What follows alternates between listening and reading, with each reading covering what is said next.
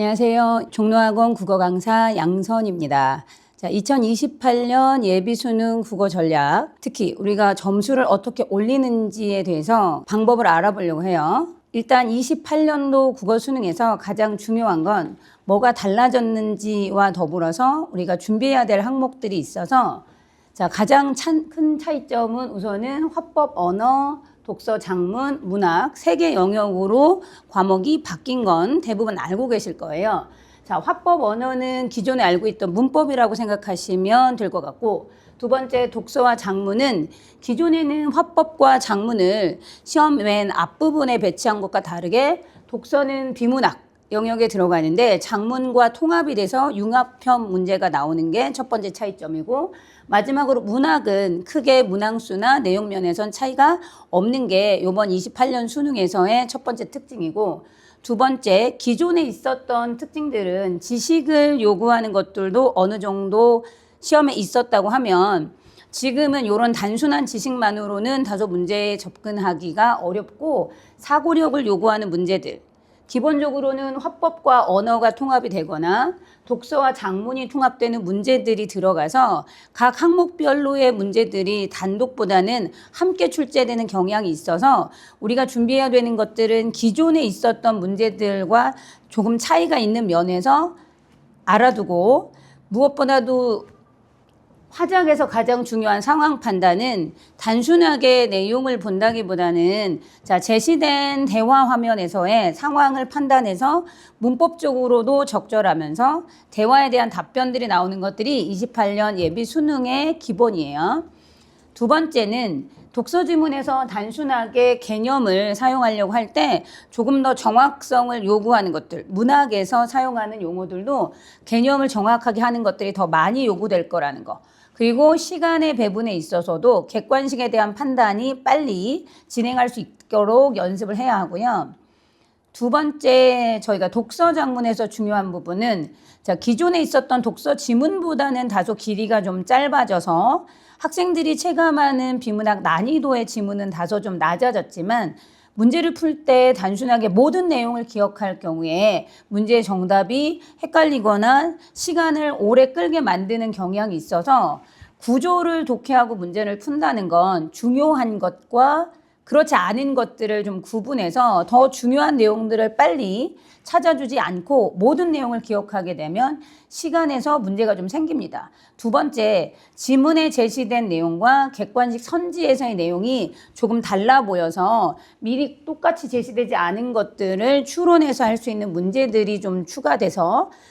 결론적으로는 제시된 내용 그대로만 모두 암기해서 답변하기에는 핵심적인 내용들을 빠르게 파악하고 내용에서 문제들을 할 때 시간 부족하는 것들을 잡아낼 수 있어야 된다고 생각하시면 될 것 같아요. 자, 마지막으로 문학 파트는 기존에 있었던 작품들을 비교 분석하거나 표현 방식에 있어서도 정확한 개념을 요구하는 거, 마지막으로 감상하거나 해석하는 기존의 보기 문제 유형은 예전과 변함없이 출제가 돼서 문학 영역에서의 큰 변화는 이전과는 차이가 없어 보여요. 그래서 저희가 기억을 해야 되는 건 28년 수능에 있어서 기존에 있었던 선택 과목을 화법과 언어로 묶어서 문법이 화법과 결합이 되는 거. 두 번째, 독서와 작문 부분에서 독서만의 문제가 아니라 작문과 연계돼서 출제가 돼서 문제의 유형들이 함께 융합이 된다는 게 다소 좀 차이가 있는데,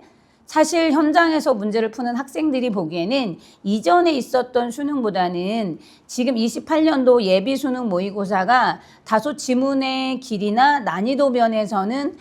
상당히 좀 쉽게 느껴지는 게 현장에서 아이들이 문제 풀 때의 특징이거든요. 그러면 내용이 더 어려워지거나 길이가 더 길어졌다기보다는 새로운 유형의 문제들이 모의고사에 출제될 예정이고, 무엇보다도 지난 1년 동안 모의고사를 현재 고2 학생들의 경우에는 모의고사를 치르면서 28년도 예비 수능에 대한 형태, 문제의 순서나 이런 면에 조금 익숙해져 있을 거예요. 그래서 28년도 수능을 준비하는데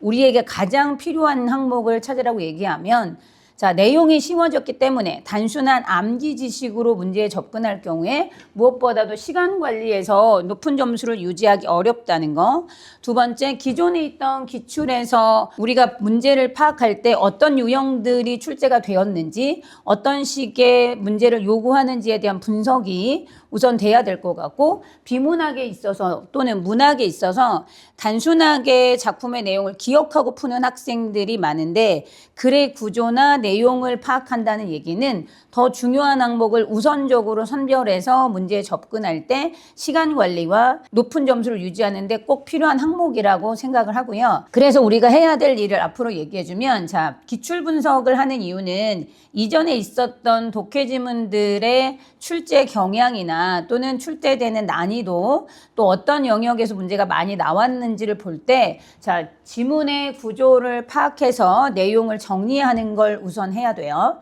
자, 무엇보다도 판단하는 속도가 느릴 경우, 즉 내용이 쉽다는 건 그 글을 읽거나 문제를 읽는 동안에는 사실은 막히는 부분이 없기 때문에 빠르게 문제를 풀려고 하다가 더 정확한 걸 답변하거나 요구하는 문제에 있어서 헷갈린다는 표현들을 하는 건데, 판단 속도와 우리가 문제 푸는 속도는 좀 다르거든요. 그래서 정확한 판단을 충분히 내리고 내가 답변하는 것들을 훈련해서 헷갈린다는 이유 때문에 문제를 푸는 동안 지연되는 시간들을 보완하는 훈련을 좀 필요로 할 것 같고, 마지막으로 기존에 있었던 수능과 현재 수능의 큰 차이라고 하면 뭐 선택 과목이 좀 달라졌다는 거, 그리고 기본적으로 기존에 있었던 문제의 모의고사들과 배치 순서가 조금 달라서 작년 고1 모의고사 같은 경우에 학생들이 좀 익숙하게 28년 예비 수능과 비슷한 문제 배치가 있는데, 기존에 있던 기출들은 현재 있는 모의고사들과는 다소 좀